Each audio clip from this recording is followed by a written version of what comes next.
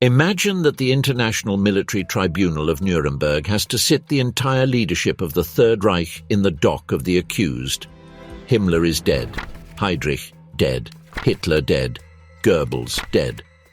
And yet there is one man who arrives alive, whole, 77 kilograms lighter than when he entered the war, with a mind sharper than in years, and absolutely convinced that he can win this trial. A man who had called the 12 years of Nazism his 12 decent years, who built a palace in the forest while the world burned, who signed the authorization for the Holocaust between one meeting and the next, like someone signing a budget memo.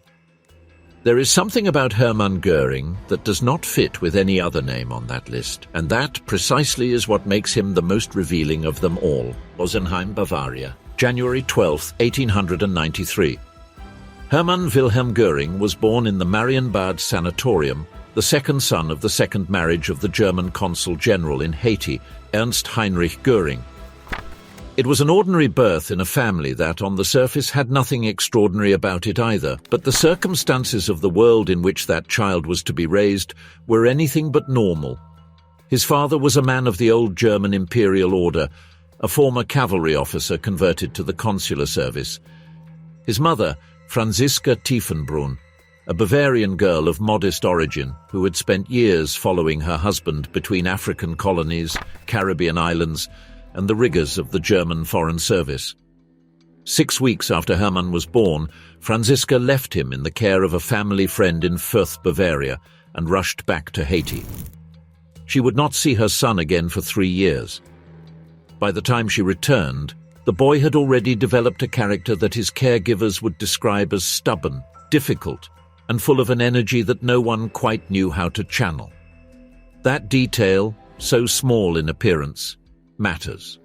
Hermann Göring's first documented memory of his own mother is that of hitting her in the face when she tried to hug him after years of absence. A 3-year-old child who punished abandonment with physical violence. Franziska, according to the testimonies collected by biographer Roger Manvel and Heinrich Frankl decades later, was deeply affected by the episode. But Hermann would not remember it as an act of rage.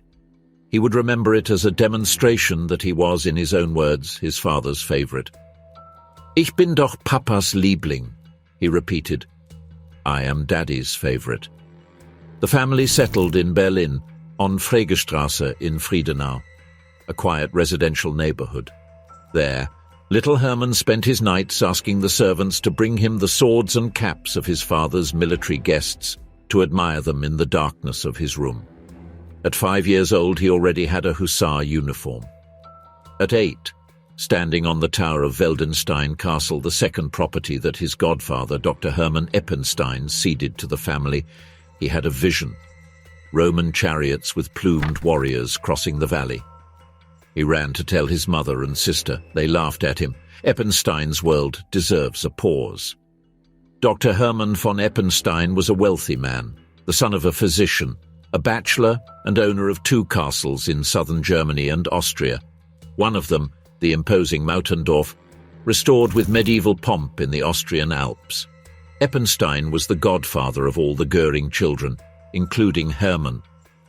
But there was something else.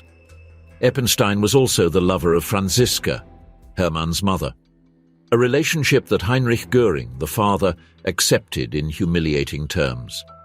The elderly consul slept on the lower floors while the doctor and his wife shared the privileged quarters. At Mautendorf Castle, the father had a room in a separate building. When did Hermann understand it? Probably earlier than anyone supposed. He was a boy of quick intelligence and sharp observation. And Eppenstein, his godfather, was of Jewish origin. Baptized in his childhood, but with a surname and features that left no doubt about his ancestry, and whose name appeared in the semi-Gotha of the time, the registry of families with Jewish titles and blood. The future Reichsmarshal of Nazism was raised under the roof paid for by a Jewish man who was his mother's lover. That needs no additional comment. It is enough to leave it there. Hermann's education progressed through failures and challenges to authority. He failed at his first school in Fürth. At the Ansbach boarding school, where he was sent at 11, he organized a protest among the students over the bad food, then sold his violin for 10 marks to pay for his train ride home and refused with such stubbornness to return that his parents gave in. The only place where discipline fit him was the military academy. At 12, he entered the Karlsruhe Cadet School. At 16, Lichterfelde, near Berlin. There, among uniforms, command structures, and the hierarchical structure he needed to function, Hermann Göring found his natural language. In March 1912, at 19, he was assigned to the Prince William Regiment, the 112th Infantry, with quarters in Mulhouse in German Alsace, little more than a kilometre from the border with France. And when 2 years later war broke out, that young infantry officer made a decision that would change the course of his life. He decided that the future was not in the muddy trenches, but in the air. The story of how Göring reached aviation has something of a chronicle of a destiny sought out alone. His best friend, Lieutenant Bruno Luerser, had been transferred to an aeronautical training center in Freiburg. Göring, convalescing from an attack of rheumatism contracted in the damp trenches of the Western Front, went to visit him. He requested an official transfer to aviation. They rejected him. He transferred anyway, on his own.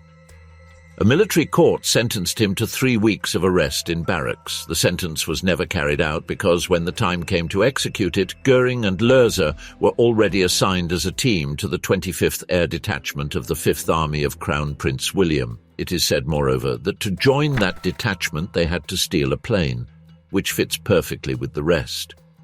As an aerial observer over the Verdun front in 1915, Göring photographed enemy positions by stretching out of the cockpit, holding himself with mountaineer's legs against the seat to counteract the lower wing that blocked vertical vision, holding the heavy camera with his hands while the icy wind whipped his face thousands of meters high. The Crown Prince awarded him the Iron Cross First Class. Then he learned Morse code. His first message to a battery commander on the ground, according to historical records, was, "You can stop firing, you wouldn't hit the bloody target anyway." And it was not in code. In November 1915, after completing his pilot training in record time without having crashed a single aircraft, he became a Jagdflieger, a fighter pilot. That same month, he attacked alone a giant English Handley Page bomber, disabled its 2 gunners, set fire to one of its engines, and was then intercepted by a cloud of Sopwith fighters. His engine was hit, the fuel tank was pierced, he himself was wounded, and the plane began to fall toward enemy lines. What he did then defined something essential about his character. He pulled up the nose and flew low, with fuel pouring into the cockpit to German territory, where he made a forced landing in the cemetery of a church converted into a hospital. The fuselage had 16 bullet holes. At least 32 confirmed aerial victories were counted throughout the war, although official sources agree on 22 certified before in the summer of 1918. He was chosen for the most symbolic position in German aviation, commander of Geschwader 1, the legendary fighter squadron founded by Manfred von Richthofen, the Red Baron. Richthofen had died in combat in April 1918. His first successor, Captain Reinhardt, died testing a new plane that Göring had just piloted. On July 7, 1918, at 25, Hermann Göring took command of Germany's most famous squadron. Karl Bodenschatz, who would be his aide-de-camp for years, remembered him this way in his book Jagd in Flanders Himmel. One could see in his movements and in his way of speaking the hardness. That same hardness that his aide observed at the Flanders airfield was what his men needed to sustain morale in the last months of a war that was already lost. Göring's last official report on the armistice of November 11, 1918, is a sober and formal document. The Geschwader had shot down 644 enemy aircraft since its foundation, with 56 officers killed in action and 52 wounded. Signed simply, Hermann Göring, Lieutenant O.C. Geschwader. But what came after that report was what would mark him forever. When Göring tried to deliver the planes to the French in Strasbourg, some of his pilots deliberately disabled them in forced landings as a last act of defiance. When in Mannheim, a revolutionary assembly of soldiers and workers disarmed its officers, Göring flew over the airfield with the rest of the squadron and threatened to machine gun it if they did not return the weapons. They returned them. In December 1918, in a meeting of officers in the Philharmonic Hall of Berlin, a young captain with the Pour le Mérite hanging from his neck and silver epaulets on his full uniform stepped onto the rostrum before a war minister who was asking the military to abandon their insignia and said, "The only ones guilty are those who have manipulated the people, those men who stabbed our glorious army in the back. Therefore I implore you to harbor hatred in you, a deep and lasting hatred toward those animals who have humiliated the German people." It was not ideology yet, it was rage.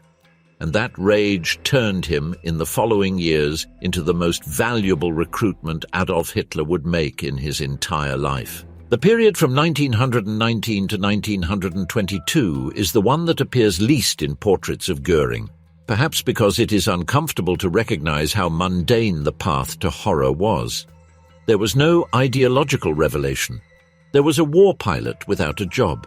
Göring spent 1919 in Denmark performing air shows, charging 50 crowns to take passengers on short flights from Kastrup, and flirting with high society women who found it romantic to have a German war hero with the Pour le Mérite at their table.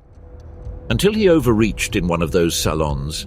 When the terms of the Treaty of Versailles were announced, he interrupted a dinner of 20 guests to shout, "The day will come when we return to write another treaty."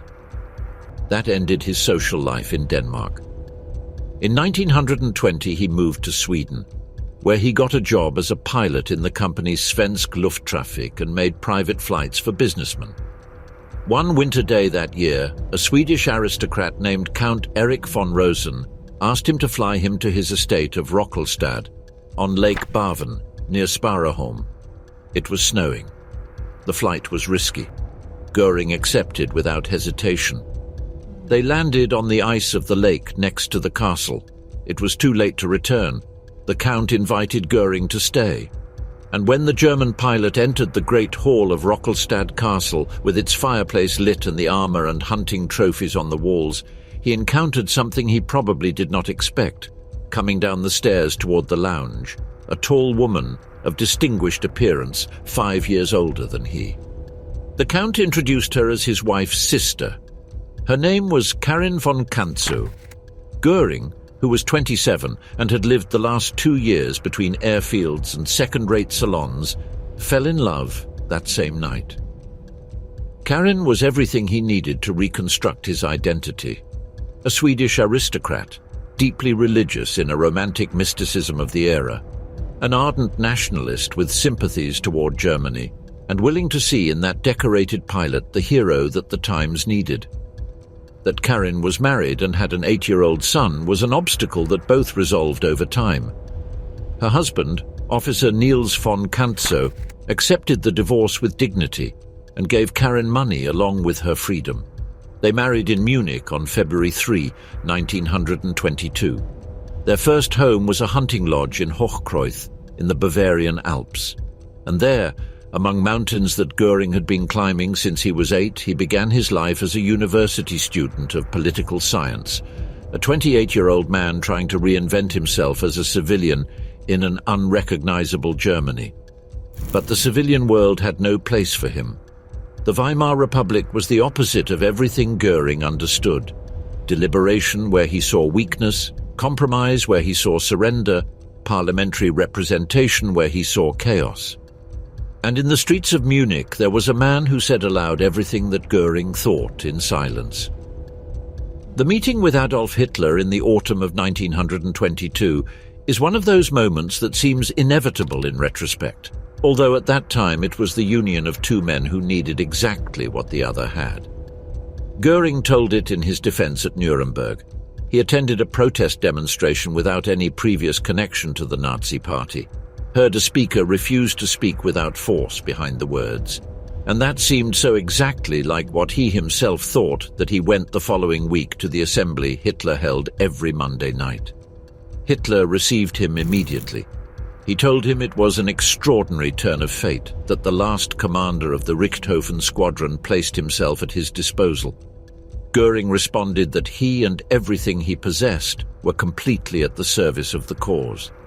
And in that moment, without more ceremony than a handshake in a grimy office in Munich, the former comrade of Manfred von Richthofen became the most valuable recruited officer of the National Socialist German Workers' Party.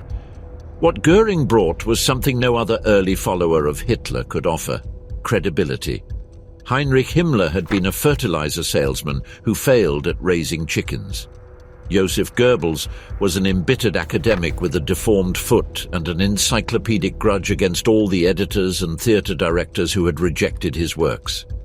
Hitler himself was an Austrian corporal without pedigree, without connections, without social credentials of any kind, who organized meetings in Bavarian beer halls for audiences that still did not know very well what National Socialism was exactly. Göring opened doors. He took the movement into aristocratic military and business circles that would never have received Hitler directly. He was someone diplomats wanted to sit next to at dinner, someone whose pour le mérite commanded respect in salons where the Freikorps had no access. And that varnish of legitimacy was, in the early years of the 1920s, more valuable to the Nazi movement than any speech by Hitler. In exchange, Göring obtained what he had needed most since November 11, 1918, command. Hitler put him in charge of the SA, the storm troops. In a few months, he organized a force that Hitler himself would describe as a division of 11,000 men, pulled from an undisciplined mob. And Karin, his wife, received at the house in Obermenzing Rudolf Hess, Alfred Rosenberg, Captain Ernst Röhm, and occasionally Hitler himself, who knew how to charm women and who found in the Göring's house the kind of domestic environment that his own life did not provide. The putsch of November 8 and 9, 1923 was the moment when all that momentum reached its first great test, and failed. The Bürgerbräukeller, the enormous beer hall on the outskirts of Munich, could accommodate 3,000 people. Gustav von Kahr, the State Commissioner General in Bavaria, had called a political assembly there. Hitler decided to force the situation, burst into the event, take the Bavarian leaders hostage and proclaim the national revolution with General Erich Ludendorff as military backing. Göring marched to the beer hall, leaving Karin in bed with a fever, having just learned that his mother had just died. When Hitler climbed onto a table and fired at the ceiling to impose silence, Göring stayed on the rostrum to control the crowd. His words were, "There is nothing to fear. We are your friends. You have no reason to grumble. You have beer." The crowd was not convinced. The ministers managed to escape. The next morning, the posters stuck on the walls of Munich abjured any agreement with Hitler. On November 9th, the Nazi column tried to march to the heart of the city. Göring headed it alongside Hitler and Ludendorff.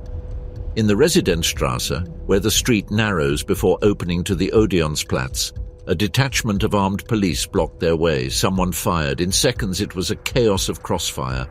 Hitler fell to the ground or was dragged down by the person marching next to him. Göring received a bullet in the groin. The wound was serious. They transported him first to the house of a Jewish merchant named Robert Ballin, who gave them refuge that night, a detail that Nazi biographers suppressed for years, and then to a clinic. The wound required morphine, much morphine. And that morphine, administered to relieve the pain of a bullet received in the name of Adolf Hitler, became the beginning of an addiction that would follow him for decades. Göring fled to Austria, then to Italy. He spent a long convalescence in Rome. In 1925, he was admitted to the Langbro Sanatorium in Sweden, where doctors treated him for severe dependence on opiates. His behavior during the most acute phase of the addiction had become violent enough for the authorities to consider involuntary commitment. The specialists at the Cayley Institute in Cologne, which Frankl visited years later for the biographical research, described the symptoms of morphine addiction that Göring presented: excessive excitation of the nervous system, abnormal glandular activity, effusions of energy, and a pathological vanity. All that combined explained the extremes of behavior that those who knew him closely described with such consistency. Göring was never completely cured. What he did was learn to function. He returned to Germany at the end of the 1920s, when the Nazi Party had been reconstructed, and Hitler needed again what only Göring could give him. And this time, the man who returned brought something different. The specific hunger of someone who has lost everything and is ready for anything not to lose it again. On January 30, 1933, Adolf Hitler was appointed Chancellor of Germany. In the following weeks, Hermann Göring began to build something that did not exist. One must stop here, because this moment matters more than most accounts of Nazism recognize.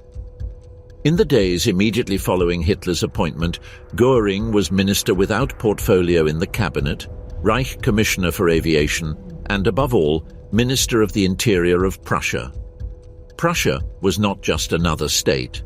It was the largest German state, covered more than half of the country's territory, and its police was the largest law enforcement force in Germany. Göring took that police and transformed it. First, he purged it. He replaced the officials loyal to the Weimar Republic with men from the SA and the SS. Then he suspended the legal protections that limited arbitrary arrests. From now on, someone could be arrested without a judicial warrant, without formal charges, without a defined term of detention. And then, in the spring of 1933, he created a new institution from the remains of the political section of the old Prussian police, the one concerned with monitoring subversive parties and organizations. He called it Geheime Staatspolizei, the secret state police, the Gestapo. On April 1, 1933, the central office of the Gestapo opened its doors at number 8 Prinz Albrechtstrasse, Berlin, in a building that until recently had housed the Museum of Folklore.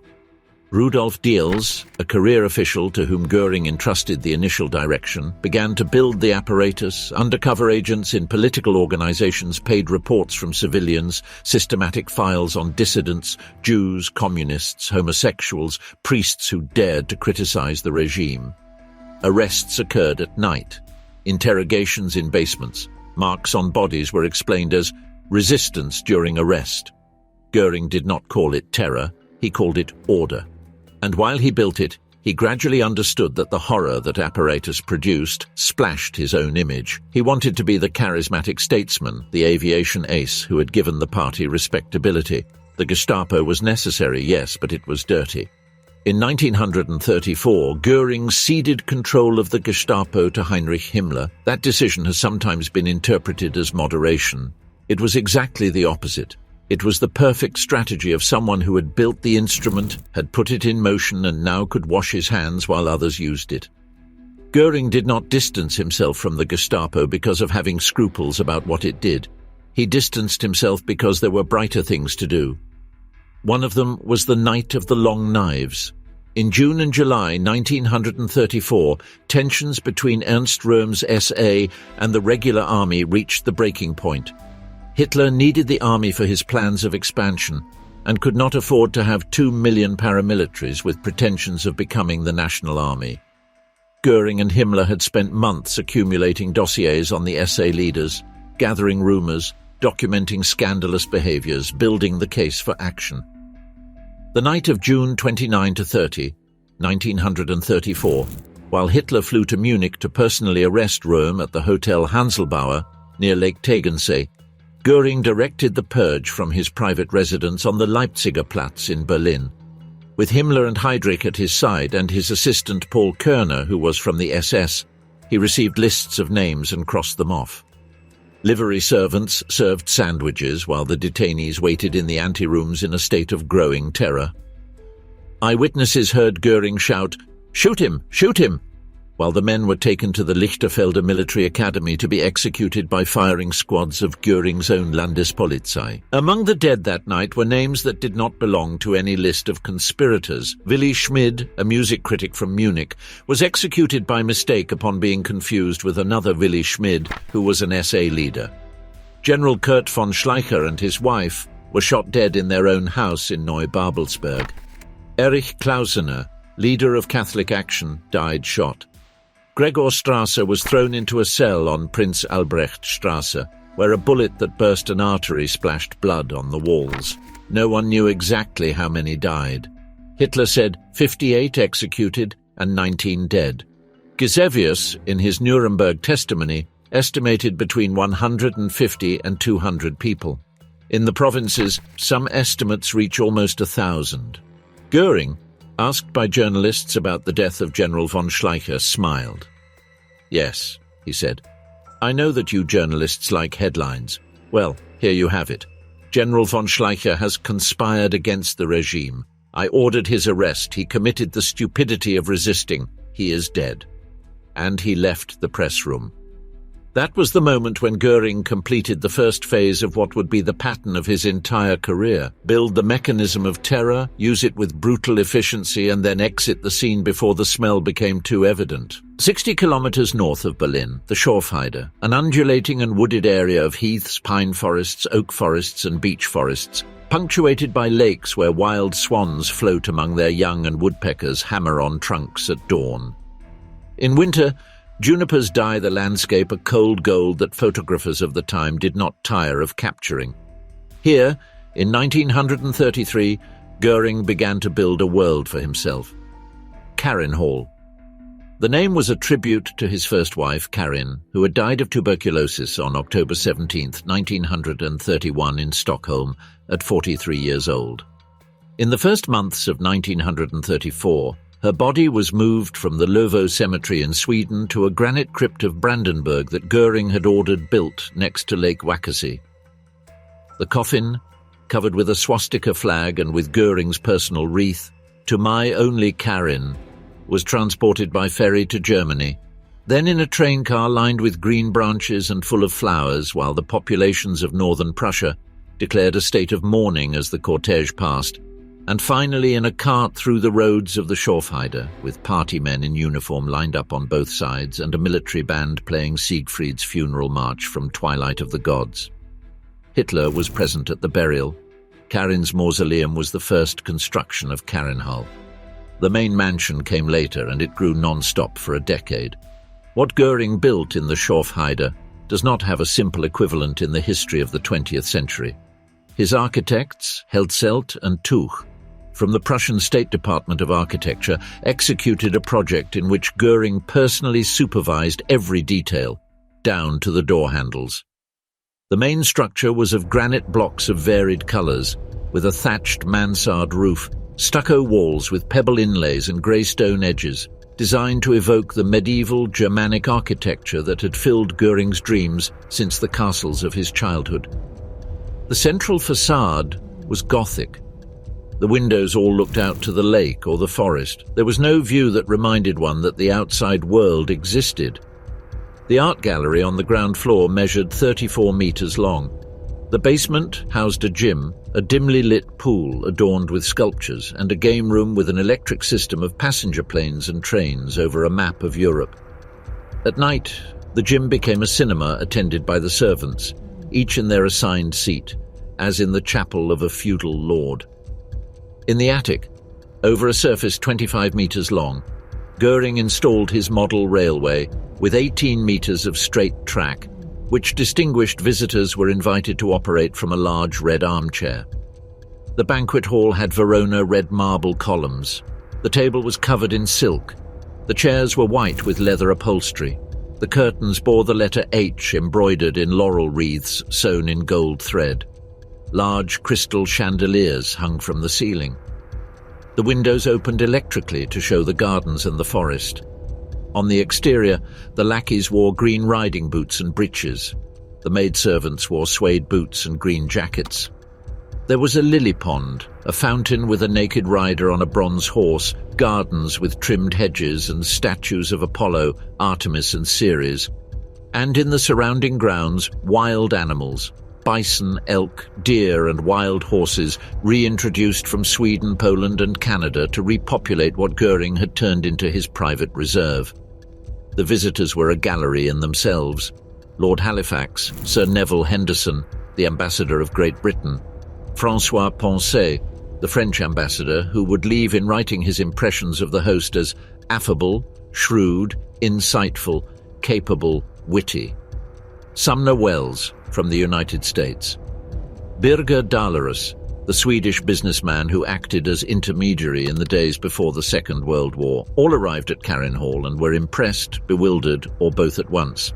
Sir Eric Phipps, the British ambassador, left an ironic description of one of the first inauguration parties on June 10, 1934. Göring arrived late, driving a fast racing car, dressed in rubber aviator garments and high boots with a large hunting knife at his belt. He tried to have one of his bison perform a mating demonstration that failed miserably. Then he disappeared and reappeared dressed in tennis shorts, white pants, a flannel shirt and a green leather jacket, still with the hunting knife, holding a long instrument shaped like a harpoon that no one ever quite knew what it was. Ambassador William Dodd of the United States, who was also present, described Göring as a tall, fat and jovial man who above all loved to show off. But what was on those walls was what mattered. The paintings by Cranach, the tapestries from the Gobelin workshops, the pieces by Rembrandt, by Vermeer, the Carron Hall Gallery eventually housed more than 1,000 works of art. None were bought on the ordinary market. Göring had developed throughout the 30s a passion for art that his biographers have described as genuine, but which was inseparable from his method of acquisition. His agents combed the occupied territories looking for pieces to add to the collection, arriving at museums and the houses of Jewish families often in the hours immediately following the entry of the Wehrmacht. Families that had spent generations accumulating paintings in Amsterdam, in Paris, in Warsaw, in Vienna, found that a man of Göring's arrived at the door with an official appraisal and an offer they could not refuse, if there was even an offer at all. In many cases, they simply took them.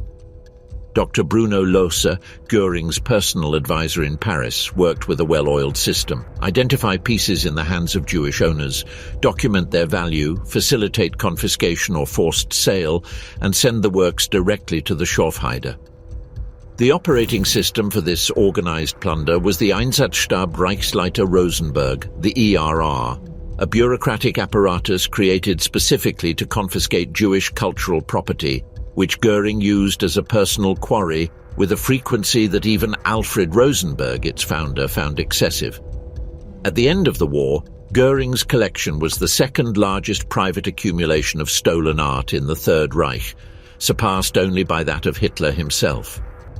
It included masterpieces of Flemish and Dutch painting, medieval tapestries, ancient sculptures, jewelry, Chinese porcelains. All of it hanging on the walls of a mansion whose name was that of the woman Göring claimed to have loved more than anyone in the world. Life in Carron Hall was not the life of someone fleeing from something. It was the life of someone who believed he deserved exactly everything he had. Göring openly compared himself to the great nobles of the Renaissance with the prince-electors of Brandenburg. In his moments of greatest self-complacency, he went as far as to say that the position he himself held, Reichsmarschall, surpassed in category that of all other generals in the world because it had been created specifically for him, not for anyone else. While in the Gestapo prisons, in the concentration camps that he himself had authorized, in the ghettos of Poland that his economic decrees had helped to create, real people with names and families and stories were subjected to conditions that the world was still beginning to document. The man who had made it possible posed with his hunting trophies in front of lit fireplaces and showed his diplomatic guests the railroads in his attic. That is not a contradiction of the system, it is the system functioning exactly as it was designed. On October 18, 1936, Adolf Hitler signed the decree that turned Hermann Göring into plenipotentiary of the 4-year plan, with authorization to issue decrees and general administrative directives, and the right to question and issue directives to everyone, including the highest authorities of the Reich. It was, in practical terms, the control of the entire German economy. For Göring, who did not even have basic economic training, this was not an obstacle. He said it himself in the speech he delivered before the Deutschlandhalle in Berlin on October 28 of that year. "I am never a member of a board of directors, nor will I ever be. Nor am I a farmer. Except for a few pots I have on the balcony, I have never cultivated anything, but I am prepared in heart and soul to dedicate all my energies to this great task." The audience applauded for several minutes. Dr. Hjalmar Schacht, the man who as Minister of Economics had orchestrated the financial miracle that funded the German rearmament, creating credit out of nowhere through accounting tricks of a remarkable sophistication, was sidelined. Göring did not understand the mechanisms that Schacht had built, but he used them without scruples, expanded existing plans without asking if they were sustainable, forced the production of synthetic substitutes for raw materials that Germany did not possess, and when Schacht opposed his methods, he took away his responsibility over armament orders. In December 1936, Göring invited a group of industrial entrepreneurs and proposed to them quite calmly that they import foreign bills of exchange by any method, legal or illegal. Schacht, who found out, responded in a similar meeting weeks later that evading currency laws remained punishable. Göring complained. Schacht did not yield. That was enough. Göring continued accumulating power until the Minister of Economics was reduced to a nominal figure. What Göring built as economic dictator was not efficient. It was enormous. The bureaucracy of the 4-year plan inflated with hundreds of officials, many of them appointed because of personal links rather than competence. His own nephew, Herbert Göring, worked at the Reichsbank. The man he put at the head of the economic department, Paul Körner, was his trusted assistant, but lacked any relevant training in economics or industry. But the inefficiency of the system did not matter as long as the goal was not prosperity but war. Göring said it bluntly in a meeting of ministers on September 4, 1936. Germany had to do what Russia had already done. After all, it was inevitable that one day Germany and Russia would go to war. While organizing the German war economy, Göring remained Hitler's personal ambassador in Europe. He traveled to Poland in January 1935, where he spoke of the strength and dynamic power of the country while sketching in private conversations the possibility of an anti-Russian alliance and a joint attack against the Soviet Union. He attended Marshal Piłsudski's funeral in Warsaw in May of that year, marched for 4 hours sweating in his general's uniform under the spring heat, and took advantage of the subsequent refreshment to speak with French Foreign Minister Pierre Laval about Franco-German relations, repeating Hitler's exact phrases expressed in the language of the man in the street, according to interpreter Paul Schmidt, who observed Göring in action and described his diplomatic skill as something that the German public would not have believed possible in this heavyweight with manners of a hero from a swashbuckling novel.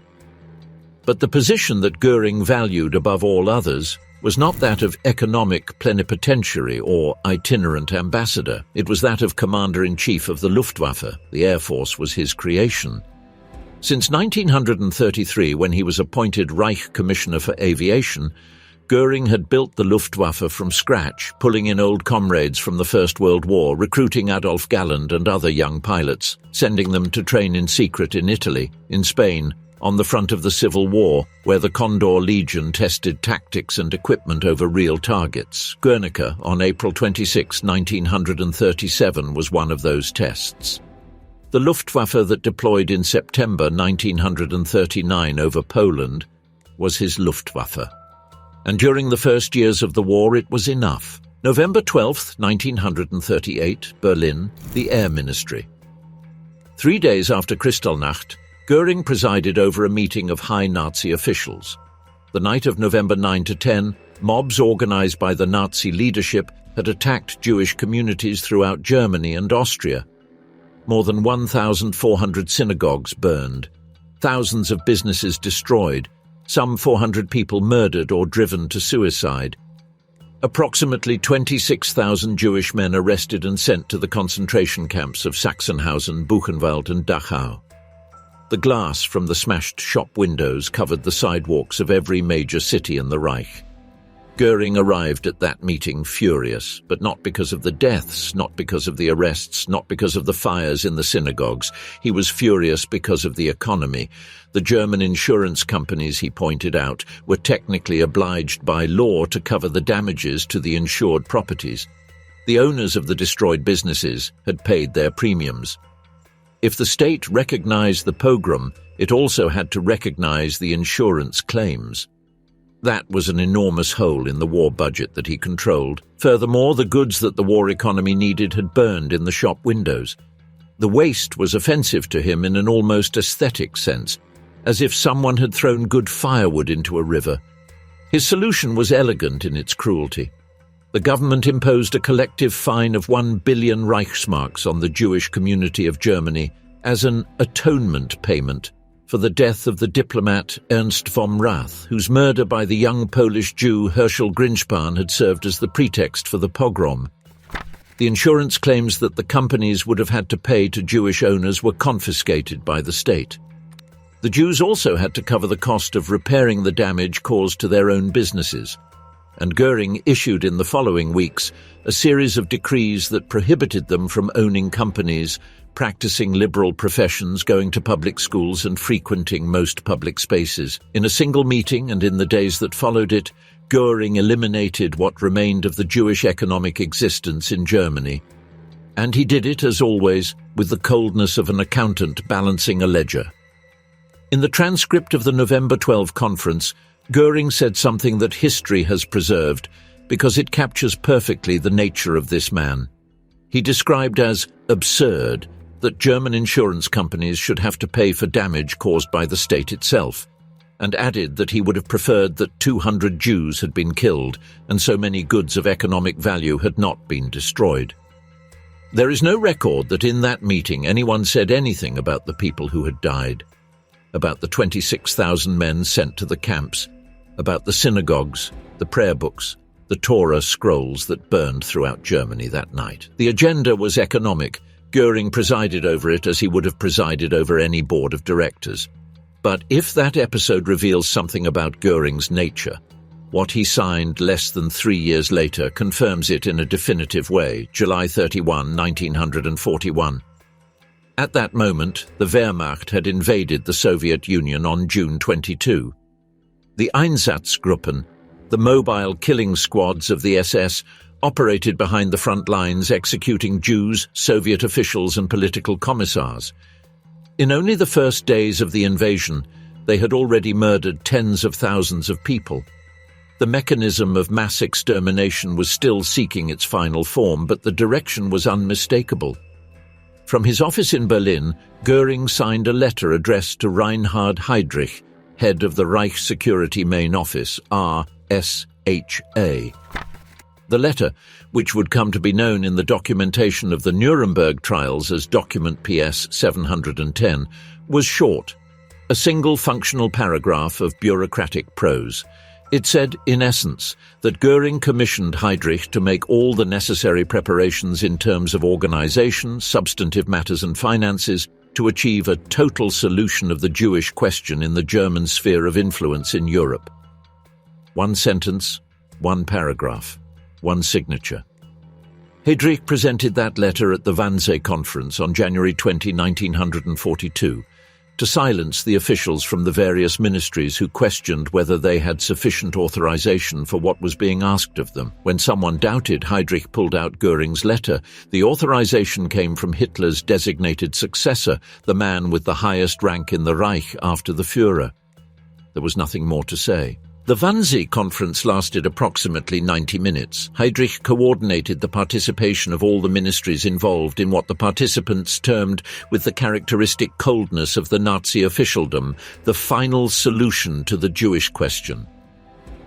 The notes from the conference, drafted by Adolf Eichmann, calculated the Jewish population of all of Europe under German influence at 11 million people.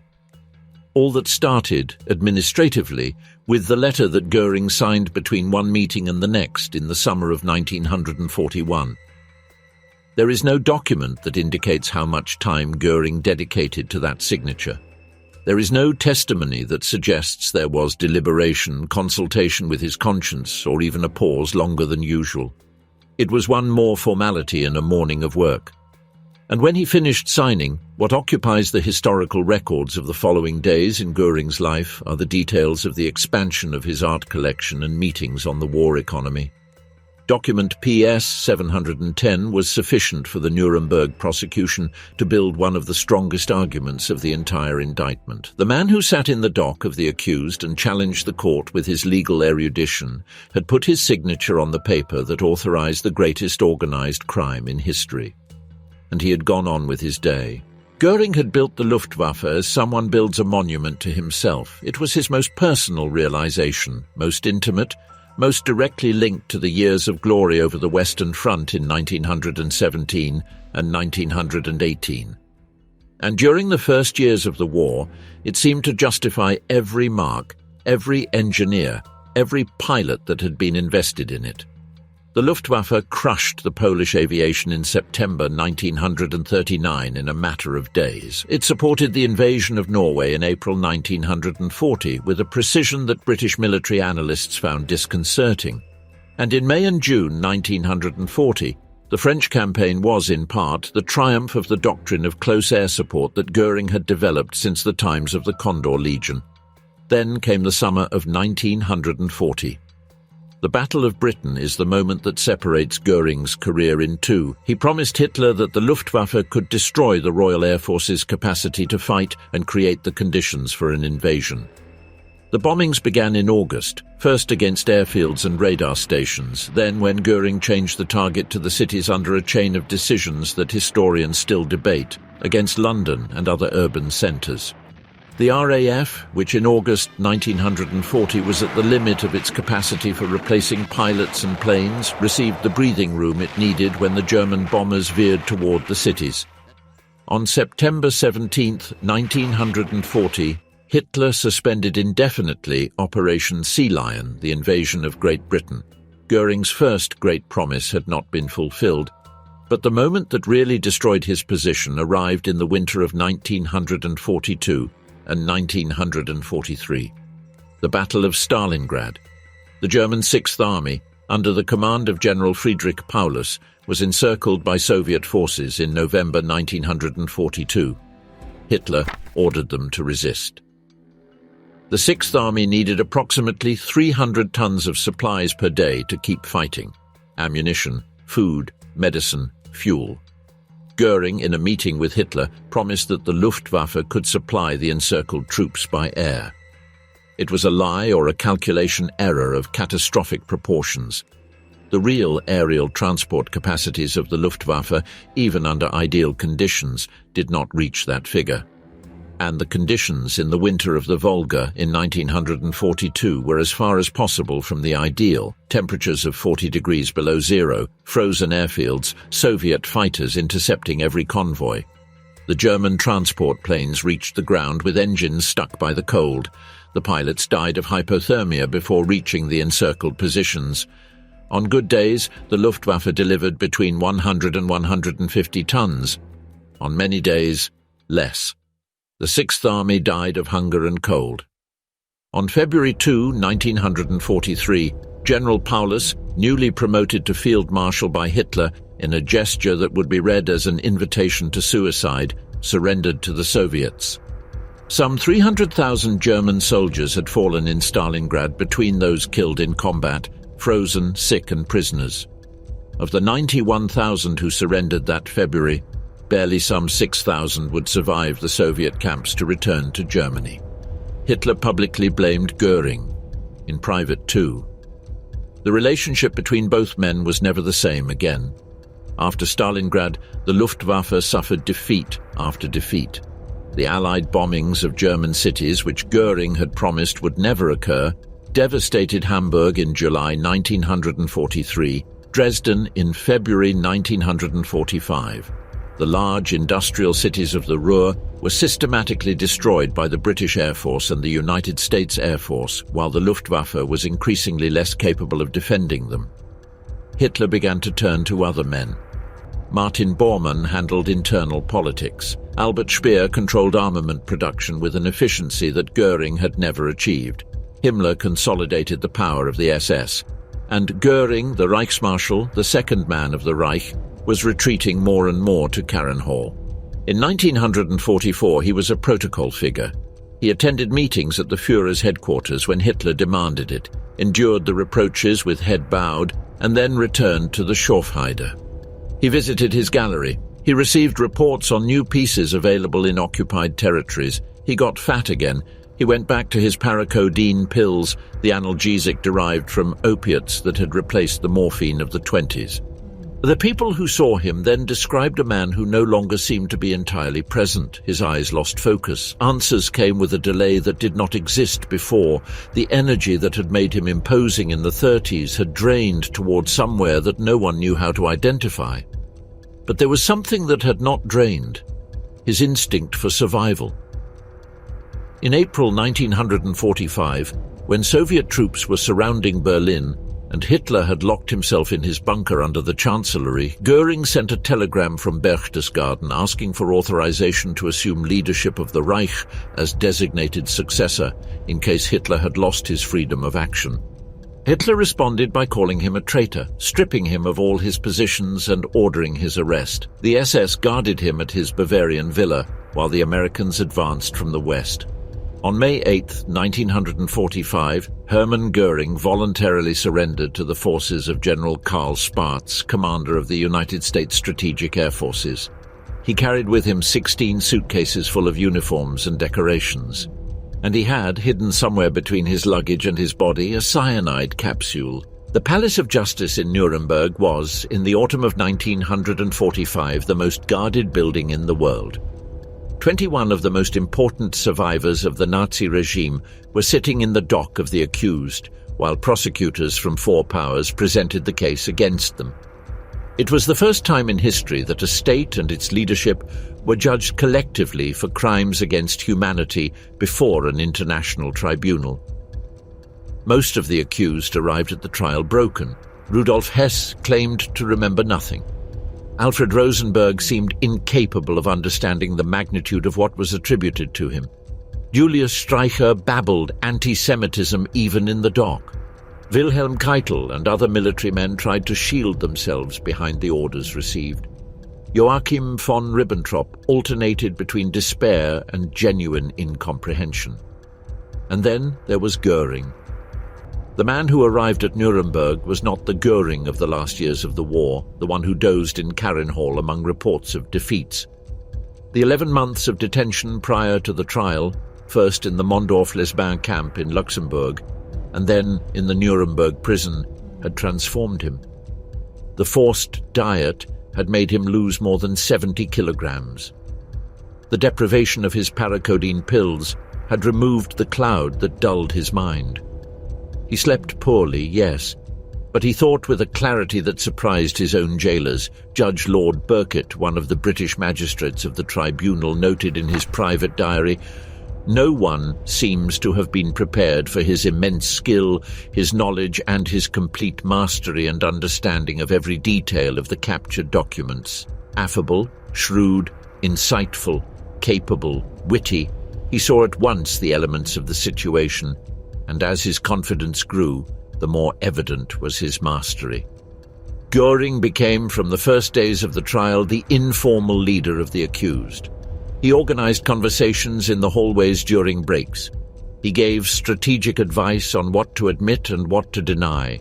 He maintained the morale of those who flagged. He built, on the reduced scale of the dock of the accused, something very similar to a Nazi hierarchy in miniature, with himself at the top. When it was his turn to testify on March 13, 1946, Göring did not ask for mercy.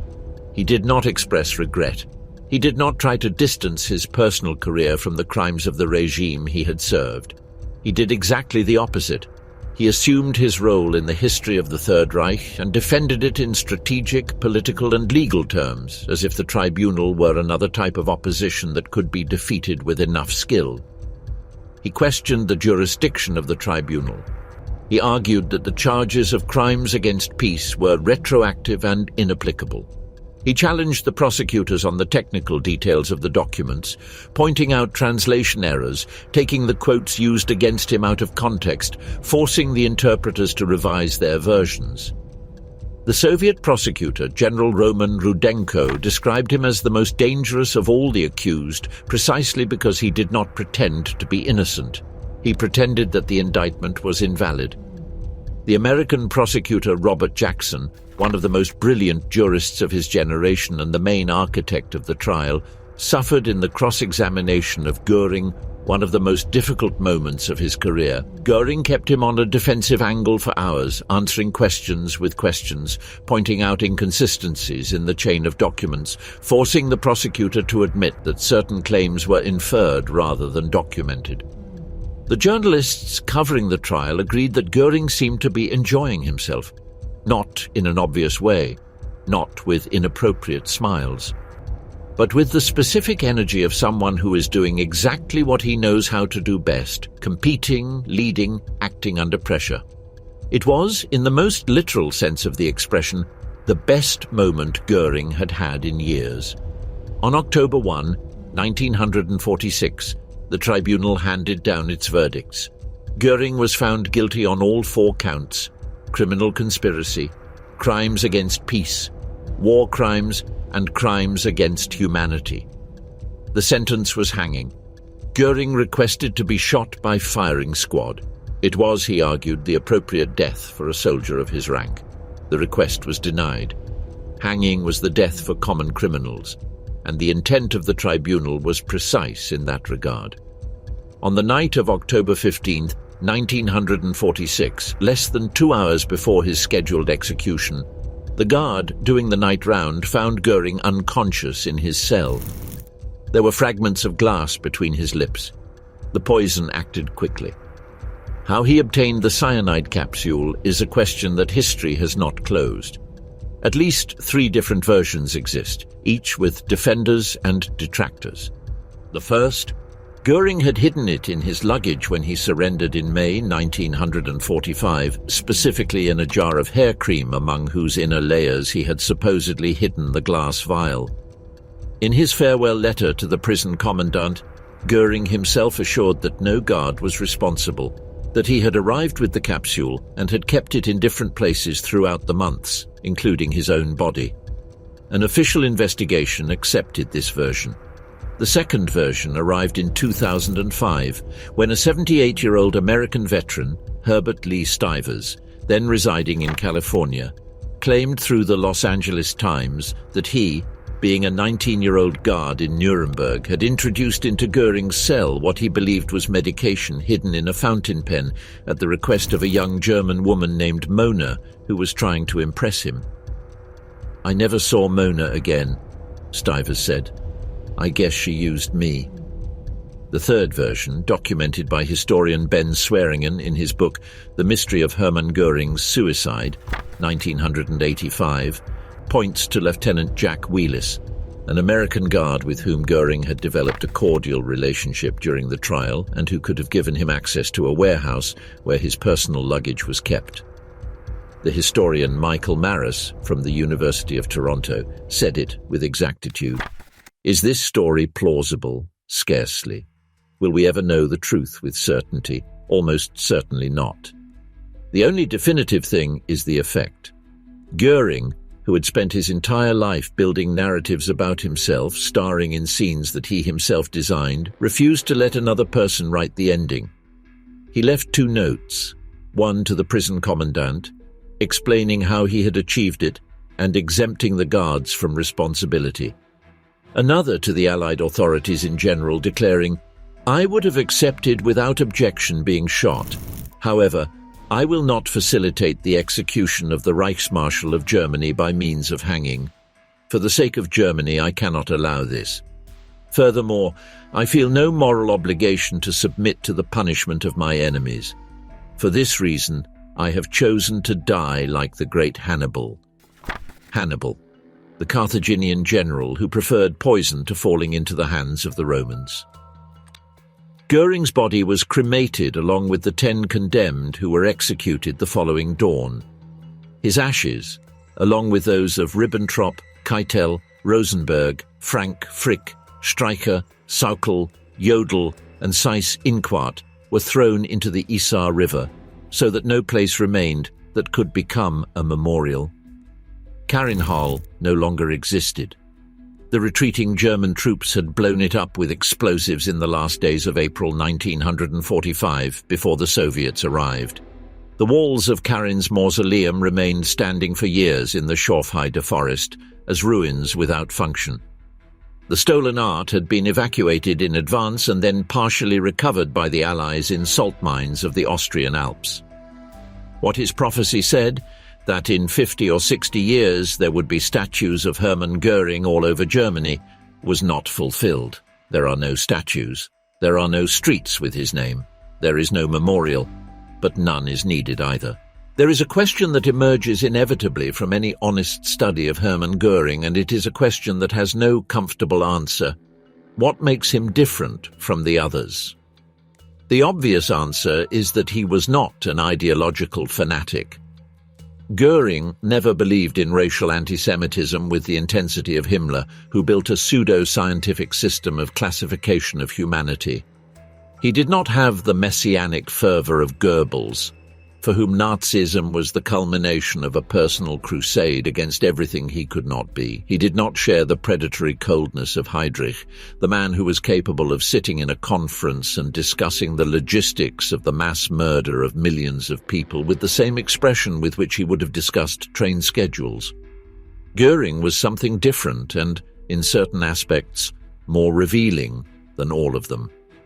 He was an opportunist, a man who had discovered very early in his life that power structures, if climbed with enough skill and without enough scruple, could give you everything you wanted: money, prestige, art, land, the sensation of being the most important man in any room you stepped into. Nazism was not a conviction for him. It was the vehicle, the most profitable business to which he had had access in his life.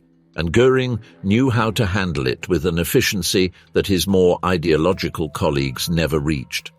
"I am the one who decides if someone is Jewish," he said about the case of General Erhard Milch, whose father was Jewish and whom Göring protected because he needed him as Secretary of State of his ministry, managing to have his mother sign a declaration stating that Milch's real father was a non-Jewish lover. That sentence defines him better than any other. Göring had no racial principles. He had conveniences. And when convenience and racial principles coincided, he applied them. When they did not coincide, he bent them. That flexibility made him, paradoxically, more dangerous than the fanatics. The fanatics need to believe in what they do. That need limits them. There are lines they will not cross because crossing them would betray the principle that gives them identity. Himmler had his own obsessions, his own internal loyalties to the system he had built. Heydrich operated within a logic of power that had its own rules. Göring did not have those internal restrictions. He could create the Gestapo and then cede it without feeling that he was betraying anything. He could sign the authorization for the Holocaust between a meeting and a working lunch because the Holocaust did not seem like a crime to him. It seemed like a policy. He could steal art from Jewish families all over Europe and hang it in his personal gallery without the origin of those pieces disturbing his sleep, because for Göring the origin was not part of the property. The property was what he had now. The biographers Roger Manvel and Heinrich Frankel described him in terms that remain the most precise. Göring was a man of charm and ferocity, of devotion and cruelty, of physical daring and moral cowardice. That dichotomy was not an anomaly of the system. It was the system operating through an individual who used it exactly as it was designed to be used. Mass crime regimes do not work only with fanatics. Fanatics are necessary, yes, to maintain ideological pressure, to sustain the narrative that gives cover to what is done. But the machinery of crime on an industrial scale requires something different. It requires managers, of men capable of turning a policy of exterminion into a series of memos, meetings, decrees and budget allocations. Of men who can look up from their papers, go on a hunt in the Schorfheide that weekend, return on Monday and resume where they left off. Göring was that man, and he was extraordinarily good at being him. There is something else in the case of Göring that deserves attention. His addiction to morphine, which never disappeared completely, which his biographers have documented with the help of specialists from the Kali Institute in Cologne and the Langbro Sanatorium in Sweden, does not explain his crimes, but it explains something about his excesses. The abnormal vanity, the excessive activity, the effusions of vital energy that the doctors of the Kali Institute described as symptoms of chronic addiction. Those traits were present in Göring since his return to Germany in the 20s and intensified with power. A man who needed to be the center of attention, who needed everyone in the room to look at him, who needed the custom-designed uniforms and the invented titles and the palace in the forest and the train in the attic to sustain an image of himself that reality would not have supported without those supports. What instills the most fear about Göring is not the monstrosity, it is the banality of the mechanism. A man with real talents, with authentic intelligence, with an ability for business, diplomacy and command that his enemies recognized even when they despised him. A man who, in other circumstances, in another country, at another historical moment, could have been a skilled politician or a powerful businessman or an effective statesman.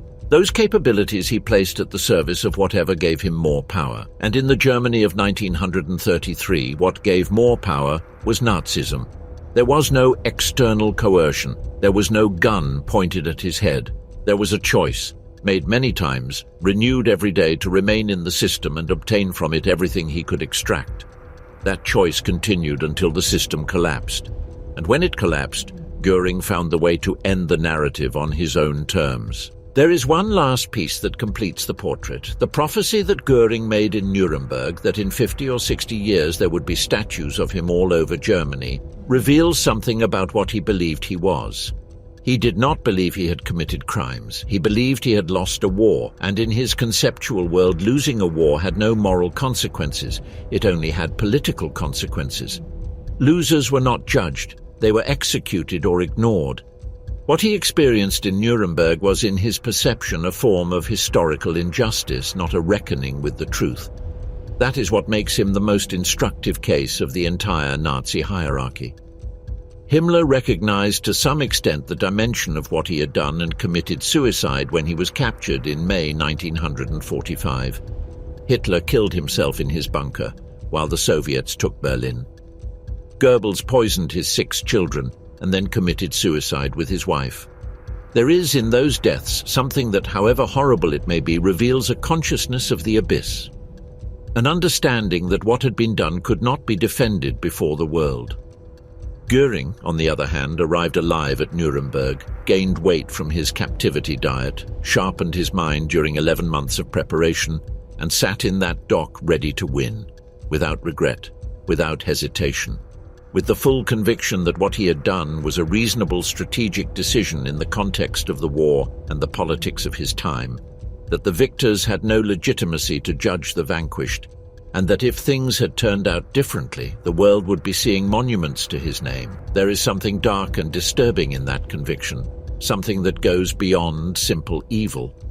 It is the demonstration that the mechanism that allows mass crime does not require the consciousness of evil.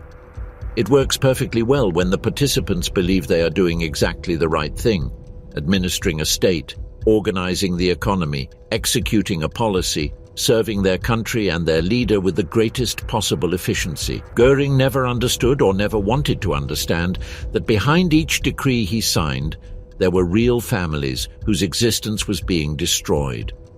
Behind the fine of 1 billion Reichsmarks were men and women of all ages who had to sell what they had left to fulfill it. Behind document PS 710 were 11 million people whom the system he had helped to build was going to murder in a systematic way. Göring saw them as statistical categories in an administrative problem. The historian Hannah Arendt, who covered the Eichmann trial in Jerusalem in 1961, developed the concept of the banality of evil to describe a specific type of perpetrator. The bureaucrat who commits mass crimes without awareness of doing so because he has reduced his moral responsibility to the execution of orders within a system. Eichmann was the purest example of that type. Göring was something different because Göring had intelligence, he had autonomous decision-making capacity, he had the position to resist or modify the policies he applied. And he chose not to do so, not because he was afraid, but because it suited him. That makes him perhaps more guilty than Eichmann, and also more revealing. Because Göring demonstrates that mass crime requires neither the ideological fanaticism of Himmler nor the automatic obedience of Eichmann. It requires simply men who put their ambition above their conscience and who find a system that rewards that choice with enough consistency. The Third Reich was, among other things, an extraordinarily efficient machine for attracting and retaining that type of men. Göring was the most spectacular of them, but not the only one. Behind each decree that left his office were officials, accountants, jurists, logisticians, and administrators who turned policy into practice, category into person, memo into death. Göring's grandiosity, his uniforms, his castles, his art collections, his addiction to titles and recognition, all that serves precisely to hide him in the historical narrative. It is easy to look at him and see a comic opera character, a fat man with feathers in his hat and a toy train in the attic. It is tempting to conclude that he was an anomaly, an extravagance, something that Nazism tolerated despite being foreign to its nature. But that would be exactly the error that Göring would have wanted us to make. The system produced him, promoted him, rewarded him. Hall, the art collection, the 1,000 titles, the rank of Reichsmarschall created specifically for him. All that was not tolerated despite Nazism. It was Nazism functioning for its most successful operators.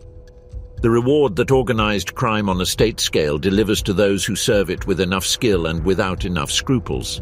Hermann Göring was not the opposite of the other Nazi leaders. He was its most finished product. The man who demonstrated that to participate in the worst crime of modern history, one did not need to believe in it.